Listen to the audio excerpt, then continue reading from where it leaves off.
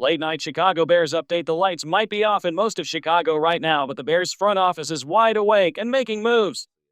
Injuries in the secondary are stacking up fast, and the team isn't wasting a second to reinforce the defense. According to insider Brad Biggs, the Bears have officially signed 3 defensive backs to plug the gaps.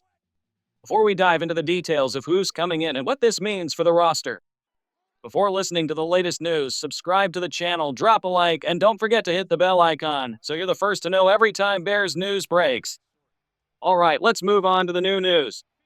First up, Mark Perry. A versatile safety with the size 6'0", 215 pounds, and physicality to handle both safety spots, Perry is not afraid to step up in the run game. Bears fans will want to know this isn't just a camp body. Perry played on TCU's 2022 National Runner-Up squad and has bounced through NFL practice squads with Miami and Houston. While his 2023 season wasn't as strong as his standout 2022 campaign, he's known for being adaptable, physical, and ready to contribute in a pinch, exactly the kind of depth the Bears desperately need right now. After bouncing between the Patriots, Titans, and a few off-season stops, Mark Perry now finds himself in Chicago, and the timing couldn't be more critical. Just hours ago, he was part of an 8-man tryout, and by the end of the day, the Bears had him in the building. His ability to line up at both safety spots and even slide into nickel duties makes him a quick solution to a pressing problem. That problem? Major Burns' knee injury against Miami. While Perry isn't a 1-for-1 replacement, he's here to fill the gap while the Bears' secondary gets healthy. With joint practices this week, Chicago simply can't afford to run short on defensive backs. The good news: according to Brad Biggs, all 3 of the Bears' new defensive back signings have limited NFL experience, and in this case, that's not a negative. It suggests the injuries piling up in the secondary aren't considered long-term. Jaylon Johnson is still projected to return by week 1. Kyler Gordon's situation doesn't appear serious. Even Nick McLeod, who's been out with an undisclosed issue, could be back soon. Still, the attrition is real. Frazier remains away on a personal matter. Terrell Smith is battling a groin injury, and others have missed valuable reps. This is why the Bears aren't bringing in a star like Stephon Gilmore. This isn't about reshaping the depth chart for the season. It's about surviving camp and preseason. If one of these signings sticks for the practice squad or even the roster, it's a bonus. Next up is Garner, a towering outside corner at 6'2" and 210 pounds. After starting at UL Lafayette, he finished his college career at LSU, then signed with the Eagles in 2023. He's even had a stint in the XFL with the Arlington Renegades. Garner isn't just here to stand on the sideline. His length and physical style could make him an intriguing piece in certain matchups during camp. Garner isn't a name most fans had on their radar, but the physical tools are there. At 6'2" and 210 pounds, he's built for press coverage, long arms, strong at the line, and not afraid to get physical. He's seen action in 3 NFL games, all on special teams, but his athletic testing stands out. A 4.55 40-yard dash and a 38.5-inch vertical jump. With Terrell Smith, Nick McLeod, and Frazier all sidelined, Garner walks into a secondary desperate for healthy bodies. He may just have the window he needs to make some noise. Then there's Caleb Hayes, a true football nomad.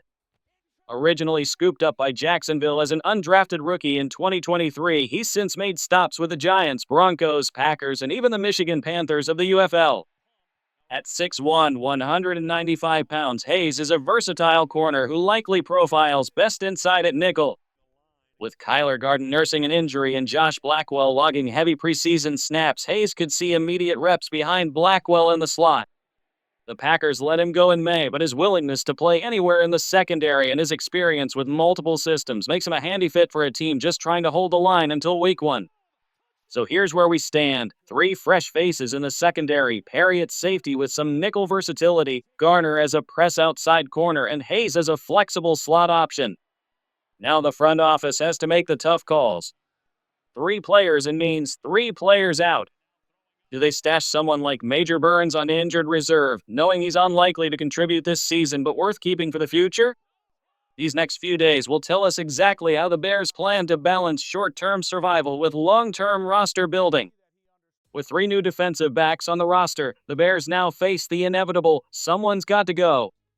The front office has options, but none are especially easy.